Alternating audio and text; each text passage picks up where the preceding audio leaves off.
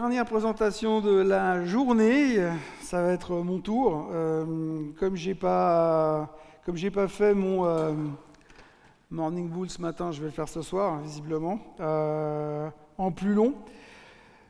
Grosso modo, l'idée aujourd'hui, c'est de venir vous parler de ce qu'on pense des marchés. Alors, je dois dire que quand ça fait 2-3 semaines que je me pose des questions en me disant, bon ben, de quoi on va parler? Parce que j'ai l'impression depuis le début de l'année que finalement, on est très monoproduit. On est capable de s'intéresser à une seule chose à la fois, et puis on s'excite sur le même sujet encore et encore. Et puis ensuite, une fois que ce sujet est éculé ou est terminé, on passe à autre chose. Depuis le début de l'année, on a beaucoup parlé de l'inflation, de la hausse des taux. On en a encore parlé cet après-midi. Et c'est vrai qu'aujourd'hui, eh bien, on en parle encore, puisque hier soir, la Fed a annoncé qu'elle ne ferait rien pour l'instant. Elle a annoncé qu'elle monterait encore 2 fois les taux probablement d'ici les 6, 8, 9 prochains mois.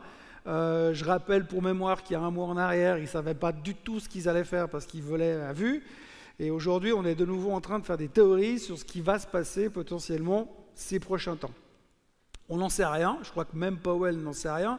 Et on voit qu'on est tributaire d'un facteur qui est l'inflation, qui finalement, on l'a vu avec les graphiques relativement multicolores de Fabrizio tout à l'heure, eh bien on n'est pas très au clair sur ce que ça représente directement par rapport au marché boursier. Parce que si on part du principe que l'inflation c'est bon pour les bourses, on l'a vu avec la Turquie, pourquoi est-ce qu'on s'inquiéterait? On s'est inquiété par rapport à la hausse des taux. Bref, tout d'un coup, il y a eu une période où on s'est pris la tête avec les banques régionales. On n'a parlé que de ça. Et puis nous, en Suisse, on a perdu une banque nationale, au passage. Donc du coup, on se retrouve avec une méga banque en Suisse. Il y a eu une crise qui a failli coûter très cher parce que tout le monde s'est tiré, entre guillemets, des banques régionales.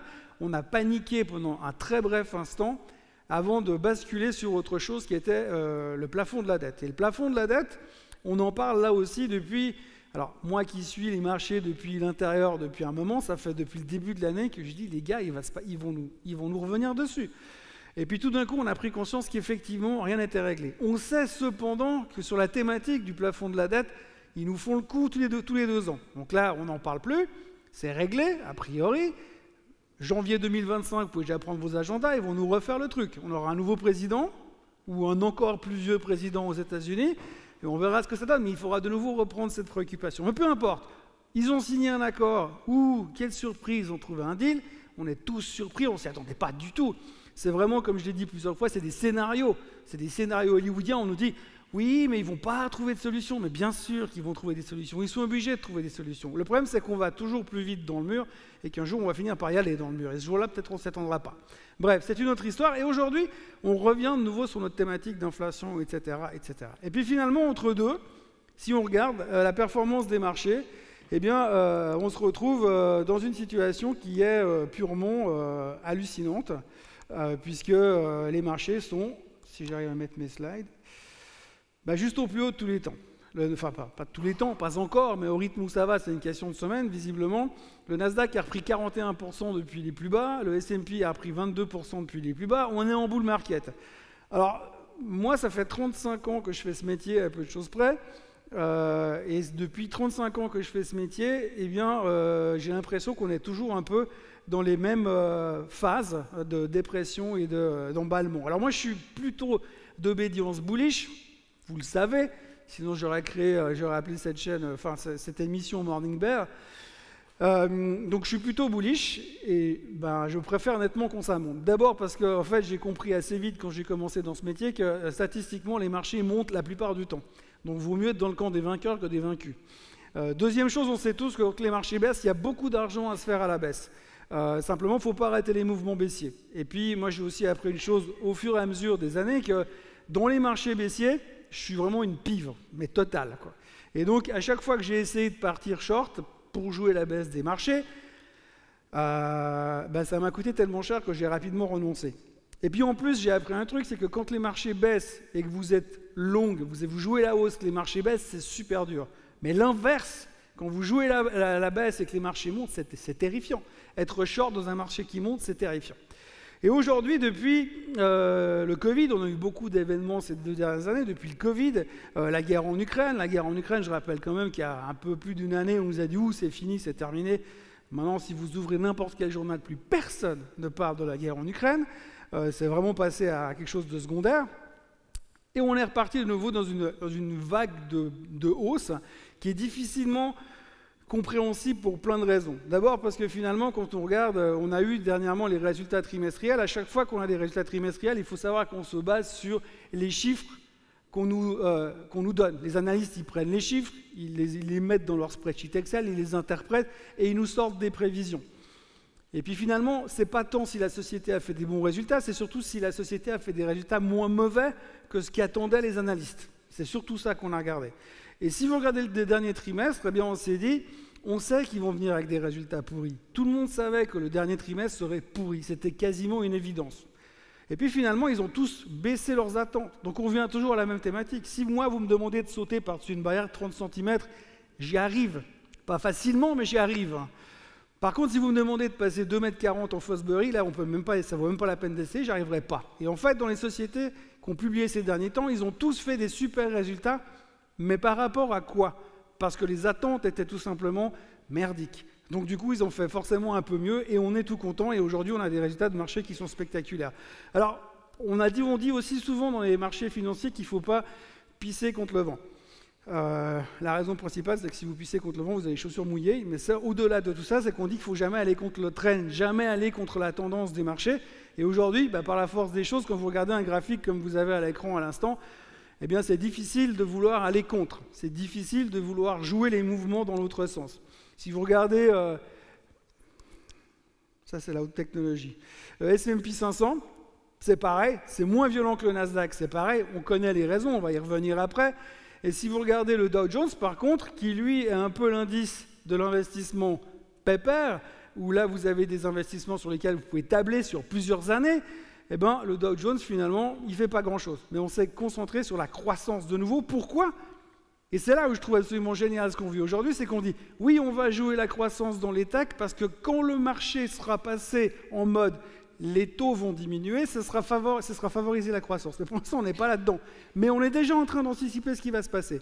Et si vous regardez ce qu'on anticipe aujourd'hui, on nous dit, oui, les taux ils vont baisser, donc on achète déjà de la tech. Oui, mais peut-être que les taux ils vont baisser en 2024, peut-être le premier trimestre 2024, mais on est déjà en train d'anticiper. Donc on est dans un marché où on va toujours beaucoup plus vite, on anticipe, et des fois c'est difficile de comprendre ce qui est en train de se passer. Donc aujourd'hui, on voit clairement qu'il y a une dichotomie entre la croissance et la value investment. Les gens s'y intéressent moins, sauf sur le Japon, où on l'a vu tout à l'heure, où il y a encore pas mal d'intérêt de ce côté-là. On a eu une explosion au début de l'année sur le CAC 40, qui a été retrouvé ses plus hauts historiques, ses plus hauts tous les temps qu'on n'avait plus vu depuis quasiment, sauf erreur, l'an 2000, quasiment, pratiquement. Et tout d'un coup, on revient dans cet engouement général parce que le luxe, la thématique du luxe. Donc on est vraiment, si vous vous souvenez, il y a quelques semaines, tout ce qui touchait au luxe, c'était génial. Est-ce que vous avez entendu parler du luxe depuis 2 semaines? Non, pas du tout, parce qu'on est parti sur une autre thématique. La thématique, entre autres, de l'intelligence artificielle. Et aujourd'hui, on a vraiment des marchés qui nous montrent que finalement, on a une vision extrêmement à court terme, ça c'est LVMH. Alors LVMH, il y a quelques temps, eh bien, ça faisait que monter parce qu'on disait oui, c'est génial parce que les Chinois, ils vont être libérés après le Covid, ils vont tous revenir en Europe, ils vont tous se jeter dans les magasins pour consommer des tonnes et des tonnes de sacs à main. Alors je veux bien croire la théorie du fait que quand vous avez 200 millions sur votre compte perso et puis qu'il y a une récession, ça ne vous empêche pas de consommer, mais de là acheter un sac à main par jour, je ne vois pas l'utilité non plus. Enfin bref, pour l'instant, on est chaud bouillant, on était chaud bouillant sur le luxe, mais on voit que depuis quelques temps, on parle quand même de ralentissement du rebond. Le rebond en Chine, il a quand même été de très très courte durée. Et aujourd'hui, eh bien, ça revient gentiment de nouveau, donc on se désintéresse un peu du luxe et on se concentre sur autre chose. Le SMI, notre indice national qui est censé être du béton, aujourd'hui, il ne fout juste plus rien. Alors bon, le SMI, c'est un peu particulier parce qu'il vous suffit d'avoir finalement 3 gros titres à l'intérieur et puis le reste, c'est pas très important. Il y avait des banques à l'époque dans le SMI. Il y avait des banques tout court à l'époque. Aujourd'hui, il y a une banque. Je rigole, pas dire du mal des autres, mais il y avait des banques à l'époque dedans qui étaient importantes dans le SMI. Quand je dis à l'époque, c'était avant 2008. Maintenant, ça valait plus rien depuis longtemps. Alors maintenant, ça vaut carrément plus rien du tout. Il reste plus qu'une banque à l'intérieur du SMI. Et on voit un désintérêt total sur le SMI. Pourtant, si on regarde économiquement, on l'a vu tout à l'heure, la Suisse, c'est un des pays qui va le moins mal dans cette crise économique qu'on vit. Parce qu'il ne faut pas se leurrer, on est quand même dans une espèce de crise économique. Alors oui, on voit bien que M. Elon Musk, c'est l'homme le plus riche du monde, on voit bien que M. Bernard Arnault, il va très très bien aussi, mais quand on regarde ces gens-là, ils ne sont quand même pas la majorité. Et donc on revient à cette séparation entre Wall Street et Main Street, et finalement on voit que les gens de Wall Street, ils pensent que tout va bien, et les gens de Main Street, les gens dans la rue, finalement c'est pas aussi évident que ça. Et ça se ressent un petit peu dans certains mouvements d'investissement à mon sens. Maintenant, je vous ai mis juste celui-ci pour dire c'est celui qui remplace le Crédit Suisse, que ça sache quand même, parce qu'on a beaucoup parlé de la disparition du Crédit Suisse, qui a été remplacé par Kuehne + Nagel. Bon, c'est pas tout à fait le même monde, mais au moins peut-être que ceux-ci, ils feront pas de conneries au niveau investissement, mais ça, on peut encore se poser des questions. La question que je me pose aujourd'hui, parce qu'on va parler de ce qui se passe maintenant, eh bien aujourd'hui on a quelque chose qui est en train de se produire, et ce qui est une espèce de bulle. On ne va pas se leurrer, ce qui est en train de se passer sur l'intelligence artificielle, on est en train de démarrer une bulle spéculative. Alors, j'ai entendu les rapports de tout le monde. Moi, je n'ai pas fait 35 ans d'études en économie et je n'ai pas la capacité d'analyser ce que fait Goldman Sachs aujourd'hui en disant que ça va augmenter de 30% les earnings de toutes les sociétés du S&P 500 à partir de l'année prochaine. Mais j'arrive quand même dans une situation où je me dis on va beaucoup trop vite faire des choses peut-être un peu... Enfin, je ne dis pas que l'intelligence artificielle ne va pas fonctionner. On me l'a prouvé récemment par A plus B que ça fonctionne. Mais par contre, quand on regarde les valorisations qu'on a atteintes au niveau de l'intelligence artificielle aujourd'hui, on peut se poser des questions. Je veux bien croire que Nvidia va faire un carton. Elle fait 240% de performance depuis le début de l'année, depuis le mois d'octobre. On peut se poser des questions quand même. Alors c'est clairement une forme de bulle. Il y a une bulle qui est en train d'arriver. J'en ai parlé l'autre jour dans une vidéo l'autre matin. Il y a une société qui s'appelle Mistral AI en France qui a levé des fonds pas plus tard qu'il y a 3 ou 4 jours en arrière. Ils ont levé un peu plus de 100 millions d'euros pour développer leur société d'investissement d'intelligence artificielle. En gros, leur business plan, c'est de vouloir faire aussi bien que ce que les Américains proposent aujourd'hui avec des alternatives à ChatGPT, entre autres. Ce qui est assez intéressant, c'est que cette société, pour l'instant, ils n'ont pas de business plan concret. Les employés ont commencé à bosser la semaine dernière, et ça fait 1 mois que la société existe. Et il y a des gens qui ont été leur prêter 100 millions, sous prétexte qu'ils vont faire de l'intelligence artificielle. Donc, moi qui suis, on l'a assez répété aujourd'hui, vieux dans le monde de l'investissement, j'ai eu la chance de vivre une période, je dis la chance parce qu'on apprend beaucoup dans ce genre de période, c'est l'an 2000. Alors en l'an 2000, on a vécu une phase un peu différente, parce qu'évidemment, c'est pas pareil, on est 23 ans plus tard, mais durant cette phase de l'an 2000, on a vécu des moments qui étaient assez fantastiques, parce que tout d'un coup, on s'est dit, ah, l'Internet. Donc là, on parlait de Web 3.0, quand on parlait d'Internet, alors qu'on avait des modèles qui faisaient encore cric, cric, cric, cric quand on se connectait, aujourd'hui, on nous disait, tu mets un .com derrière ta boîte et c'est génial. Et je ne sais pas combien de boîtes ont pris des valorisations stratosphériques sous prétexte qu'ils faisaient de l'Internet, alors que personne ne comprenait ni les tenants ni les aboutissants de ce que ça allait devenir. Alors maintenant, on a plus de recul, d'accord, mais aujourd'hui, on est en train de pricer des choses complètement délirantes au niveau de l'intelligence artificielle qui font un petit peu peur. Alors, j'ai pas la science infuse pour vous dire ce qui va se passer et comment ça va se terminer, mais ce que je voudrais juste rappeler quand même, ce qui est important dans ces marchés, c'est que tout d'un coup, on assiste à des concentrations d'investissement sur des thématiques qui sont plus ou moins uniques. On l'a vu sur Internet en l'an 2000, on l'a vu récemment sur les crypto-monnaies, et là, on le voit aujourd'hui sur l'intelligence artificielle. Alors, personne ne peut dire que c'est une bulle avant que ce soit une bulle et avant qu'elle explose. Donc moi, je veux juste faire de la mise en garde parce que c'est important d'abord de respecter des codes de base qui sont la diversification.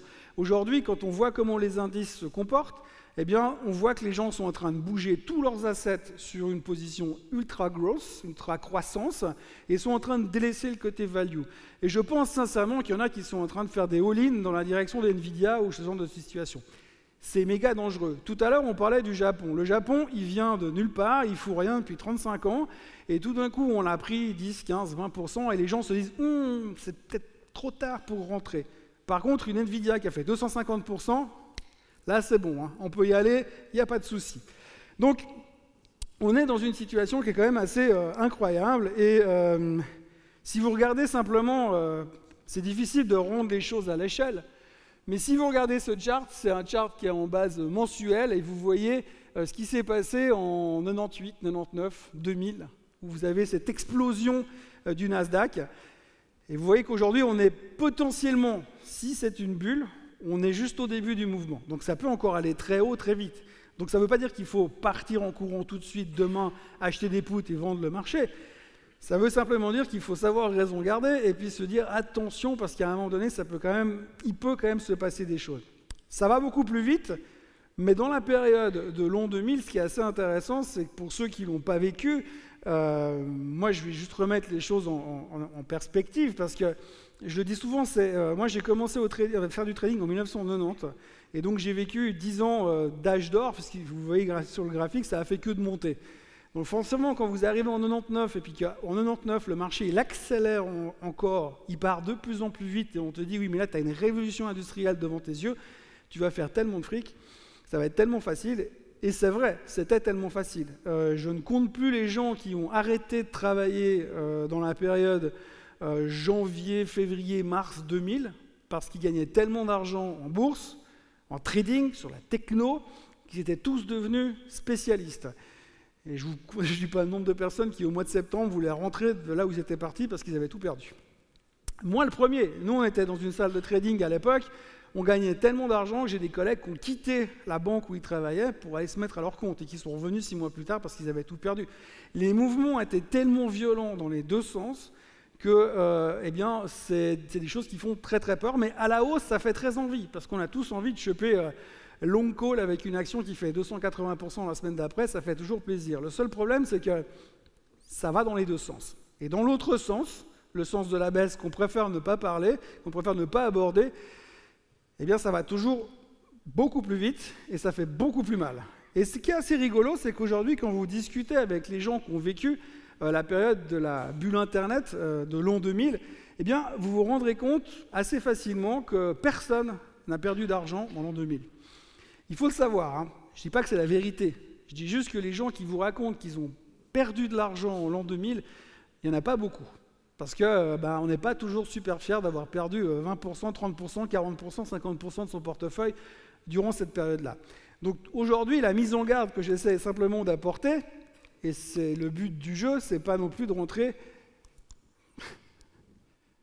Donc là, c'est l'intelligence artificielle, le métaverse, j'arrive pas à changer de charte. Voilà, c'est bon. Ce qu'il faut bien aussi se souvenir, regardez ce graphique qui date de 99-2000 jusqu'au fond du trou de l'effondrement par rapport au top de la bulle Internet. Donc aujourd'hui, vous voyez que le marché, on l'a vu dans les journaux récemment, nous sommes de nouveau en bull market sur le S&P 500. Un bull market, pour ceux qui ne savent pas, pour ceux qui ne m'ont pas écouté le matin, c'est 20% de rebond depuis les plus bas. Bon, on est en bull market sur le S&P 500, on est en bull market sur le Nasdaq depuis au moins 2-3 mois, mais simplement, ça ne veut pas dire que c'est fini. Aujourd'hui, quand vous regardez ce qui s'est passé en l'an 2000, vous voyez qu'on a eu des rebonds. On a eu des rebonds de 35%, de 12%, de 25%, de 41%, de 45%, et à chaque fois, on s'est dit « ouais, c'est bon, cette fois, c'est reparti ». Alors ça va repartir, c'est sûr. Hein, je veux dire, là, on a vu que l'économie, elle repart, mais il y a quand même pas mal de problèmes qu'il va falloir gérer, entre autres les problèmes géopolitiques qui, aujourd'hui, on a complètement exclus du marché. Donc, il y a un côté quand même, attention, parce que là, c'est la première fois qu'on rebondit vraiment depuis le début de cette crise qui date depuis l'année dernière. Alors, on a réglé le problème de l'inflation, a priori, si on écoute, en tout cas pour ce qu'il en est des Américains. Eux, ils ont réglé le problème, mais en même temps, vous entendez les Canadiens, vous entendez les Australiens, vous entendez les Européens, ils ne sont pas encore convaincus qu'ils ont vraiment réglé le problème de l'inflation. Et les Américains disent quand même dans leur discours que potentiellement, ils peuvent encore monter les taux, donc ils ne sont pas non plus super certains que tout va bien se passer. Il ne faut pas oublier une chose, c'est qu'aujourd'hui, notre combat contre l'inflation, on a beaucoup gagné parce que le prix de l'énergie a baissé massivement. On l'a vu sur le pétrole. Alors, ça ne se ressent pas forcément à la pompe, je suis d'accord, mais il y a ce ralentissement qui s'est créé ces derniers temps.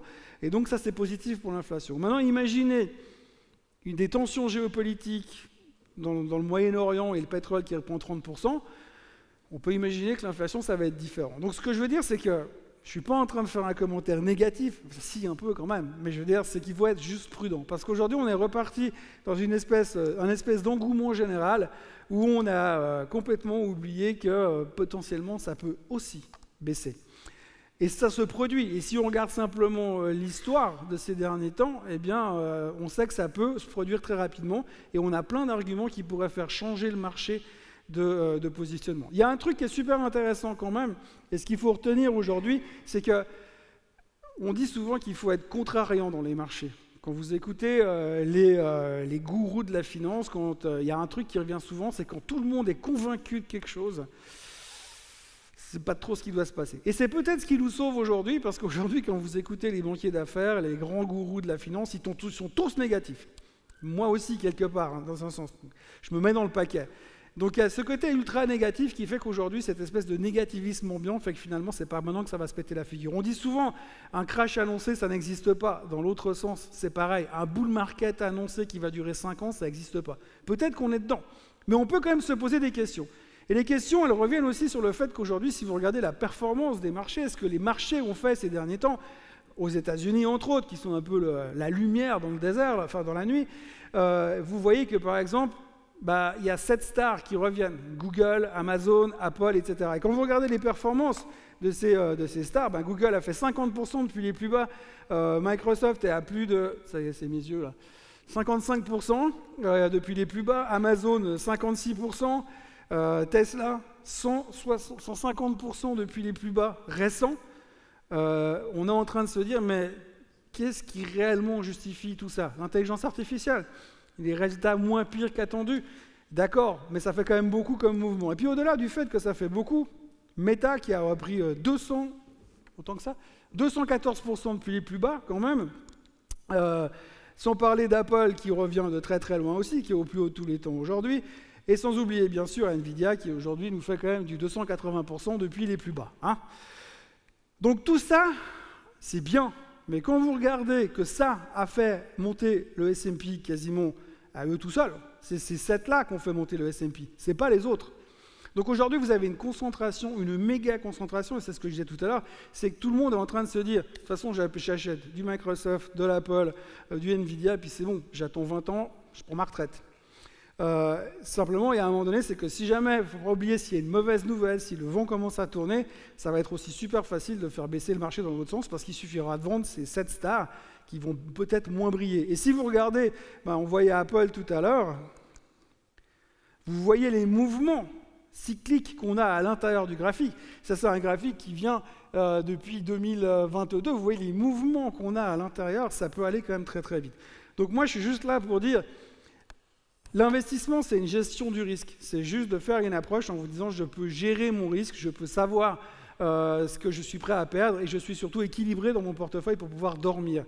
Et ce que j'essaie d'amener là-dedans, c'est que le trading, c'est bien, faire du all-in, c'est pas bien du tout et qu'à un moment donné, il faut juste faire attention parce que l'histoire nous dit que c'est pas toujours aussi facile que ça. Et surtout, c'est que, croyez-en, ma vieille expérience, c'est que l'histoire, en fait, elle se répète dans les marchés boursiers. D'une manière ou d'une autre, elle se répète. À chaque fois, c'est la même histoire. À chaque fois qu'on a un truc où on s'emballe, que ce soit les cryptos, que ce soit les titres Internet en l'an 2000, si vous allez plus loin, on va vous ressortir, je vous ai fait grâce de l'histoire de la bulle des tulipes en 1700 en Hollande, mais c'est la même chose.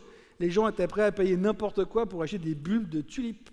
Donc c'est juste qu'à un moment donné, il y a cette espèce de hype où tout le monde se dit « je vais faire beaucoup d'argent très très vite et arrêter de bosser le plus vite possible ». Une des thématiques aujourd'hui qu'on va devoir surveiller ces prochains temps par rapport à l'inflation, c'est le pétrole. Le pétrole, on sait tous ce que ça représente. C'est une énergie dont pour l'instant on ne peut pas se passer. Ce n'est pas parce qu'on achète tous des voitures électriques qu'il n'y aura plus besoin de pétrole. Et aujourd'hui, on a une espèce de manipulation qui est en train de se faire autour du pétrole et qui laisse supposer que ça peut commencer à secouer à un moment donné. On revient sur des niveaux d'achat relativement intéressants. On entend dire aujourd'hui que l'Iran est prêt à négocier avec les Américains pour avoir le droit de revendre du pétrole pour autant qu'ils soient d'accord de négocier ce programme nucléaire. On entend cette nouvelle lundi, le lendemain, le pétrole perd 4 ou 5 ou 6% juste parce que les Iraniens sont prêts à négocier. Je rappelle juste qu'ils se font la gueule depuis je ne sais pas combien d'années et je ne suis pas sûr que ça va se régler en 3 jours avec un coup de téléphone et puis un échange sur WhatsApp. Ça va prendre un peu plus de temps. Mais néanmoins, on a cette capacité de réagir très très vite et je pense que le pétrole, c'est quelque chose qu'il faudra regarder attentivement ces prochains temps parce que ça peut être une clé pour la suite. Ça, si vous voulez, c'est le nombre de barils qui sont produits par l'Arabie Saoudite. Juste ça. C'est le nombre de barils produits par jour par l'Arabie Saoudite. Vous voyez que de plus en plus, ça ne fait que diminuer. Donc eux, ils sont en train de réduire de plus en plus parce qu'ils veulent maintenir le prix très très haut. Les Américains, pour l'instant, ça les arrange que le prix baisse parce qu'ils doivent reconstruire leurs réserves stratégiques. Mais à un moment donné, les choses, elles vont tourner dans l'autre sens pour les Américains. Il faudra faire attention parce que les Saoudiens, ils l'ont dit clairement qu'eux, ils veulent avoir un pétrole beaucoup plus élevé. Probablement à cause de l'argent. Mais ils ne vont pas le laisser aller trop bas non plus. Donc c'est quelque chose qu'il faudra faire attention parce que ça reste quelque chose qui va être très, très important pour nous au niveau de l'inflation ces prochains temps. Et maintenant quoi ? La grande question c'est où vont s'arrêter les hausses de taux ? Alors on a plus ou moins entendu que les Américains vont s'arrêter bientôt, on a encore un maximum 0,5%, comme disait Fabricio tout à l'heure. De toute façon, il ne faut pas non plus s'attendre à que ça va changer grand-chose, parce que 0,5%, quand vous êtes déjà monté de 0 à 5%, ça ne va pas changer la fin du monde. Inflation terminée, grande question, est-ce que l'inflation va redescendre au target de 2% qu'on nous a annoncé ?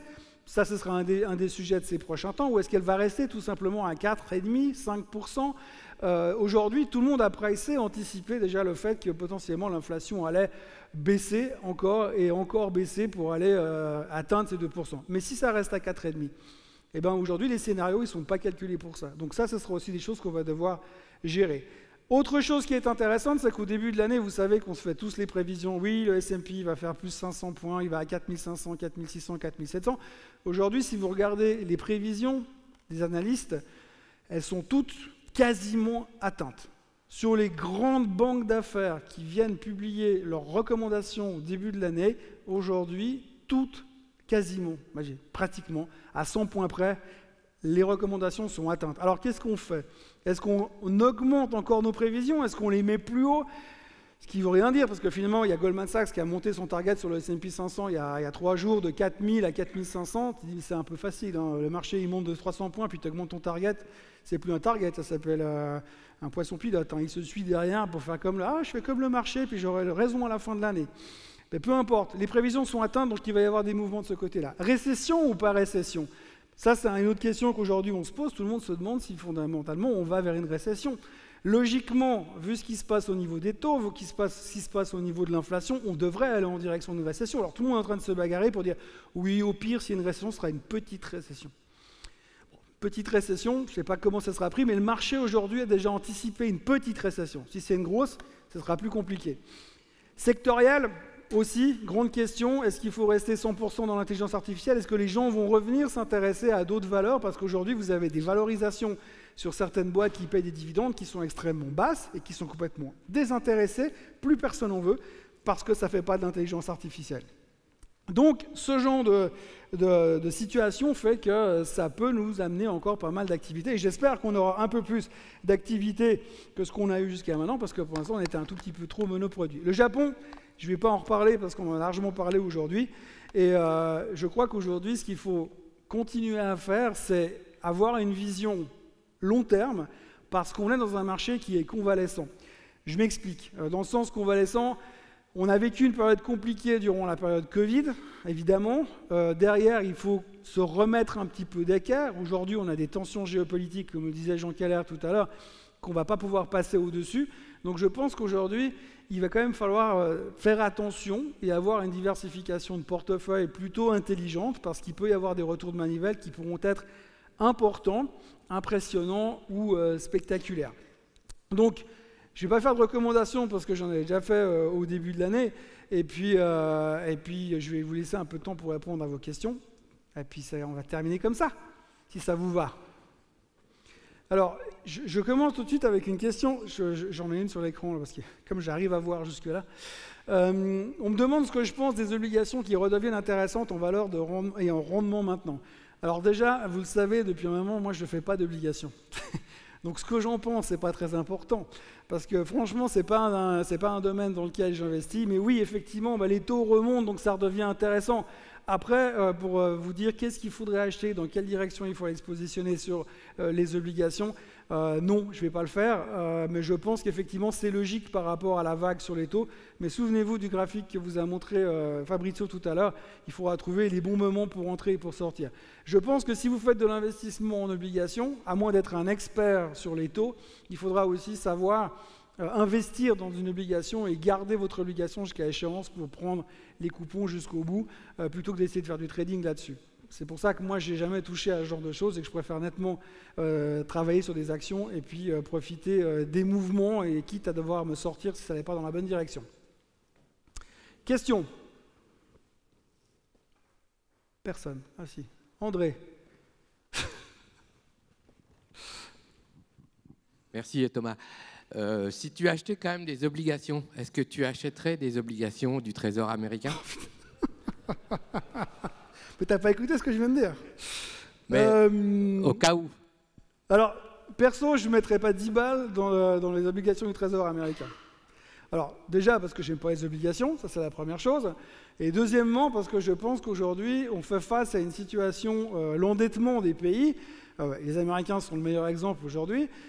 À mon avis, on va inévitablement dans le mur. Aujourd'hui, ce qui a été fait au niveau du plafond de la dette, c'est de se dire, on enlève le plafond parce que c'est plus simple, et on verra dans 2 ans. Dans 2 ans, ils estiment qu'ils se seront endettés de 4 000 à 5 000 milliards de plus. Ça ne va pas résoudre le problème, et même s'ils disent, oui, on va faire attention, on n'achètera plus que 2 F-15, c'est pas comme ça que ça va se passer, et on va se retrouver avec un nouveau président, au début janvier 2025, quand il prendra serment. Alors que ce soit Biden de nouveau ou que ce soit un autre, on verra. Mais en tous les cas, il va se retrouver face à une problématique, c'est qu'est-ce qu'on fait avec ce plafond de la dette. Donc soit il commence son mandat par dire il faut que je négocie pour le monter direct à 40 000 milliards et on est reparti pour un tour. Le seul problème, c'est qu'à un moment donné, on va avoir le PIB qui ne montrera plus assez en termes de croissance et on va avoir un endettement qui sera nettement supérieur au produit intérieur brut américain. Et à un moment donné, ils vont devoir faire quelque chose et potentiellement, ils ont déjà, par le passé, fait défaut. Alors, pas maintenant, récemment, mais ils ont déjà fait défaut. Donc pourquoi est-ce qu'ils ne le feraient pas un jour? Le problème, c'est que le jour où ils vont faire ça, ça va être un tsunami. Et ce genre de truc, ça ne me plaît pas des masses. Et aujourd'hui, quand on voit un rating triplé sur l'économie américaine, enfin sur la dette américaine, moi, je trouve que c'est un petit peu on va dire que c'est un peu du copinage. Et personnellement, je trouve que la direction que prend aujourd'hui le pays, aux États-Unis, j'ai pas forcément envie de leur prêter de l'argent à eux. Voilà.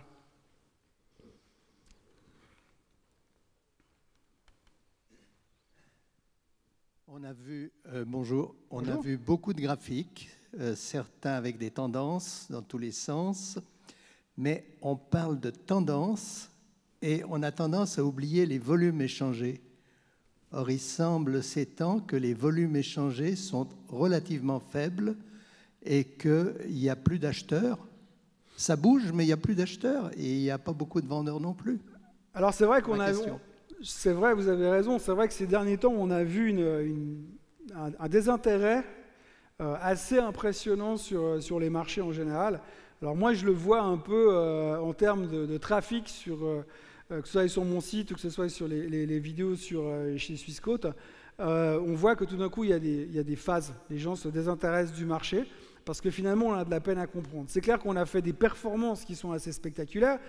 Les gros, comme je vous le disais avant, les gros investisseurs, les JP Morgan, les Goldman Sachs, les Morgan Stanley, ils sont tous très prudents par rapport aux valorisations. Et ça va aussi dans le fait que le prochain trimestre, quand on va avoir les prochains résultats trimestriels qui vont sortir au mois de juillet, eh bien là, les attentes vont forcément être un peu plus élevées que ce qu'elles n'étaient avant. Donc du coup, les sociétés elles vont devoir se battre pour faire des chiffres qui vont passer les attentes, aller en dessus. Et donc je pense qu'aujourd'hui, il y a une partie des gens qui sont un peu en retrait. Alors on dit qu'il y a énormément de cash. On dit, parce qu'on dit toujours des trucs, on ne sait pas, on ne voit pas où est stocké le cash ni qui le détient. Mais aujourd'hui, on voit que ces gens-là, il y a du cash au bord de la route, mais pour l'instant, ils attendent des signaux clairs pour pouvoir rentrer. Et vous avez, comme il y a un peu de volume, et tout d'un coup, vous avez une partie des investisseurs qui ont peur de rater le train qui sautent dedans maintenant et qui font que ça va faire bouger le marché. Ce qu'on appelle le FOMO, le Fear of Missing Out, c'est de nouveau très populaire aux États-Unis. L'année passée, on s'est tous fait allumer sur ce marché, propre en ordre. Tout a baissé, on s'est fait claquer dans tous les sens, on n'a rien compris. Ceux qui vous disent qu'ils ont gagné beaucoup d'argent en 2022, c'est qu'ils étaient très très forts. Pas forcément sûr que ce soit vrai, mais en tout cas, eh bien, c'est quelque chose qui nous a montré quand même que ça pouvait être relativement délicat. Ce que je veux dire, c'est qu'aujourd'hui, on n'a pas forcément les gros qui sont là. On a pas mal de gens qui attendent un retour en arrière. Alors, ça crée aussi des espèces d'effets d'aspiration vers le haut. Et c'est ce qu'on voit maintenant aujourd'hui, où les gens qui ne se préoccupent pas trop des recommandations suivent la tendance, se font aspirer en haut. Mais de nouveau, le repli, quand il y aura repli, ça risque de faire très très mal. Donc, on préfère nettement avoir des cassures à la hausse comme maintenant avec des gros volumes. Mais vous avez raison, en général, quand ça se produit, tout le monde dit oui, ça casse à la hausse avec du volume. Et là, on dit ça casse à la hausse. Et il n'y a pas de volume, c'est vrai. Donc c'est aussi un signe qu'il faut faire un tout petit peu attention ces prochains temps. Mais moi, tout ce que j'ai envie de dire aujourd'hui, c'est faut être prudent. Il faut être prudent parce que ce genre de hausse, ça va rarement tout seul. On dit souvent les arbres ne montent pas au ciel. Ben c'est ça. Hein. La hausse ne va pas forcément continuer encore sans qu'il y ait à un moment donné un espèce de couac.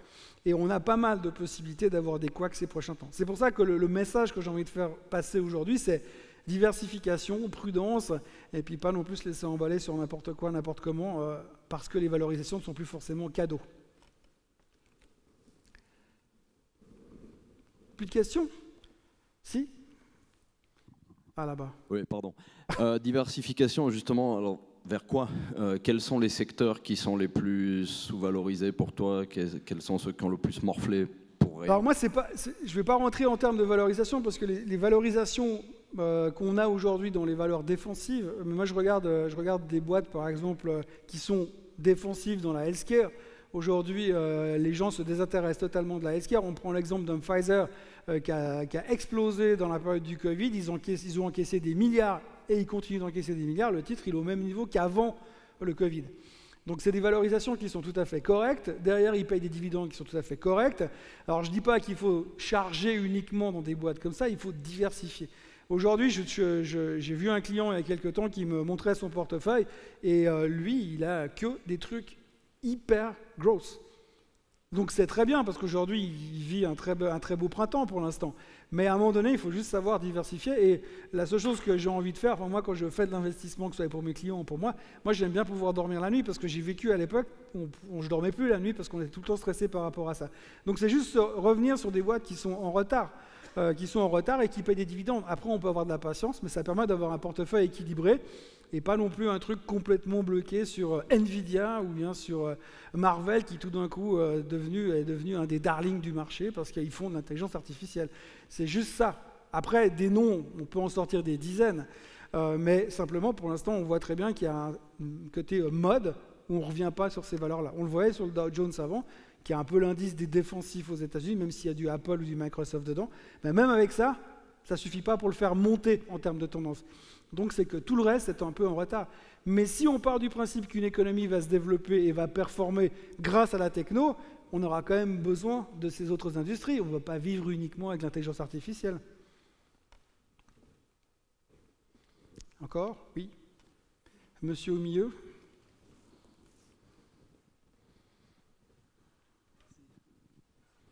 Vous avez utilisé plusieurs fois le mot anticipation.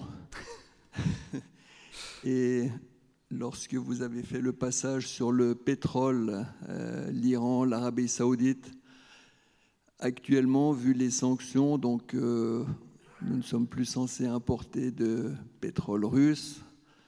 Je crois avoir compris que, par exemple, l'Espagne importe encore 35% de gaz. Quel est votre sentiment? Parce que nous avons connu les années Saddam Hussein, ensuite Muammar Kadhafi. Une de mes anciennes collègues m'a dit un jour, regarde ce qui leur est arrivé en voulant se faire payer en autre devise qu'en dollars, bien qu'il y ait un change. Actuellement, donc, la cible depuis quelques années, c'est M. Poutine, mais on a du gaz dans une partie qu'on peut quand même considérer comme européenne, du pétrole, il y a des pipelines, il y a des gazoducs. Comment voyez-vous l'avenir? Personnellement, je trouve que ça me semble plus intéressant d'acheter du gaz qui vient de Russie que d'importer du gaz de schiste produit en polluant le sous-sol, en utilisant de l'eau, entre autres. Donc, quel est votre sentiment, vos perspectives? Ça, il faudrait expliquer aux Américains que c'est plus intéressant d'aller acheter du gaz russe que du gaz de schiste américain. Bon, là, on rentre dans un domaine géopolitique. Hein, c'est donc même, je dirais, politique plus que géopolitique. Aujourd'hui, la guerre en Ukraine, eh bien, soit on est avec ou soit on est contre. Chacun a son opinion, on ne va pas rentrer là-dedans, et ce n'est pas le débat. Et c'est vrai qu'aujourd'hui, depuis que les Européens et les Américains ont juré de mettre l'économie russe à genoux, on sait aussi que le pétrole russe, il sort pour aller en Inde, qu'en Inde, il est raffiné, puis que nous, on peut le racheter parce que du coup, il n'est plus russe, il est indien. Donc ça, c'est cool. Mais je pense que il y a des enjeux qui sont tellement énormes là derrière qui vont faire... Il y a le côté des Américains qui veulent absolument nous fourguer leur gaz de schiste, si on parle de l'Europe. Et de l'autre côté, il y a le fait qu'on ne peut pas décemment aujourd'hui aller travailler avec la Russie. Ça va se décanter au fur et à mesure ces prochaines années, probablement, on espère. Mais c'est vrai qu'aujourd'hui, le sentiment, c'est qu'il y a une énorme magouille et des profits d'intérêt qui se jouent là derrière. Maintenant, je ne suis pas suffisamment compétent au niveau géopolitique pour vous donner un avis éclairé sur la situation. Ce que l'on sait, c'est qu'à chaque fois, dans ces histoires, dans l'histoire, c'est une question de pétrole derrière. C'est une question de pognon et de pétrole. Et les guerres sont déclenchées pas parce qu'ils ne sont pas d'accord, parce que tel ou tel a marché sur le territoire de l'autre. Il y a une question de pétrole et d'argent. Et donc, du coup, il y a des conséquences qui sont là derrière. Alors, donner une opinion là-dessus... Je pense que le pétrole va rester, encore une fois, un des problèmes clés de ces prochaines années en termes d'inflation, en termes de performance et en termes de mouvement de marché. Donc c'est des choses tout comme la géopolitique, et ce sera très très lié. Maintenant, après, oui, si vous me demandez mon opinion, je préférerais qu'on continue à faire du commerce avec les Russes pour avoir du gaz à un prix normal, plutôt qu'aller importer plutôt des choses qui viennent des États-Unis, où on peut se poser aussi beaucoup de questions sur le côté clean de ce genre de choses. Mais c'est un énorme débat. Si on commence là-dedans, je vais perdre des amis et puis après, on n'aura pas avancé beaucoup plus après. Voilà, je crois qu'on arrive au bout. De toute façon, je suis encore là-bas un bon moment. C'est donc la fin de ce Swissquote Trading Day aujourd'hui. Oui, Yann, j'ai vu. Il y a Yann qui va encore nous prendre 5 minutes pour conclure l'après-midi. Donc je voulais vous remercier d'avoir été là tous aussi sur YouTube. Je voulais aussi vous remercier pour ceux qui sont là tous les matins sur la chaîne Swissquote en français. On est parti à 3 ans bientôt maintenant avec rien du tout dessus et aujourd'hui on a bientôt 32 000 followers. À 25 000, je me suis rasé la tête. Comptez pas sur moi pour mettre des nouveaux targets pour la prochaine fois. Je suis ouvert à toutes les suggestions si jamais, mais en tout cas, merci de vous être venus, merci d'avoir été là, merci, j'espère d'avoir apprécié. N'oubliez pas de liker la vidéo. Ah non, c'est pas ça. Bref, abonnez-vous à la chaîne et puis on se retrouve, j'espère, l'année prochaine ou tout à l'heure à l'apéro. Bonne soirée à tous, bon après-midi.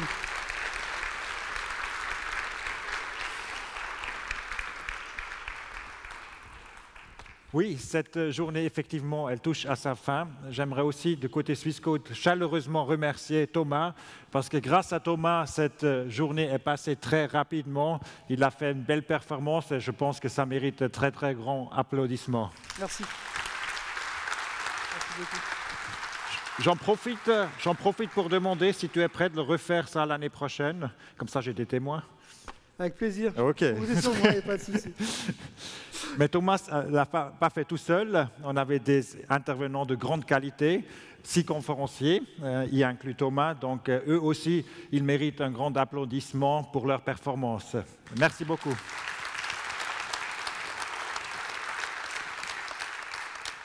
Et ce Trading Day ne serait pas possible sans ceux qui l'ont organisé. Et je trouve qu'ils ont fait, comme chaque année, un super boulot. Donc j'aimerais aussi remercier chaleureusement Jennifer Trabulsi et Merla Wild pour leur organisation. Je n'ai rien détecté qui ne marchait pas. Donc je pense aussi eux, ils ont méritez un grand applaudissement.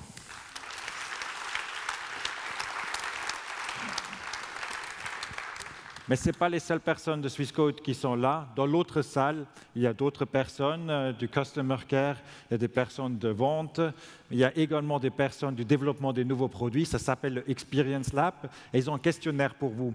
Et si vous pouvez passer, s'il te plaît, à leur stand pour participer à cette interview.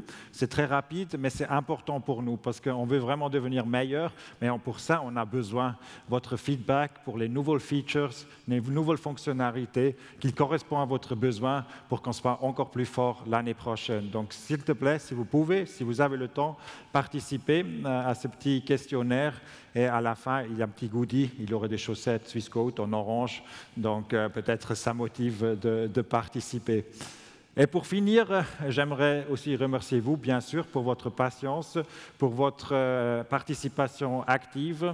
C'était un grand plaisir. Je trouve que moi aussi, j'ai participé, j'ai regardé, je trouvais que ça s'est passé très rapidement. Si ça vous a plu, s'il vous plaît, participez au questionnaire. Vous allez recevoir un email, même si ça ne vous a pas plu, participez parce qu'on veut le refaire et c'est important d'avoir les feedbacks parce que seulement quand on a les feedbacks, on peut faire encore mieux l'année prochaine. Donc maintenant, il y a encore un dernier acte, un acte très important parce que c'est l'acte convivial, c'est l'apéro. Il y a aussi quelque chose à manger et ça nous ferait beaucoup plaisir si vous passez encore 1 heure avec nous. Il fait beau, on peut aussi aller sur la terrasse, un verre de vin, un verre de coca, comme vous voulez. En tout cas, l'échange, il est toujours très apprécié. Donc merci beaucoup d'être venu. À bientôt.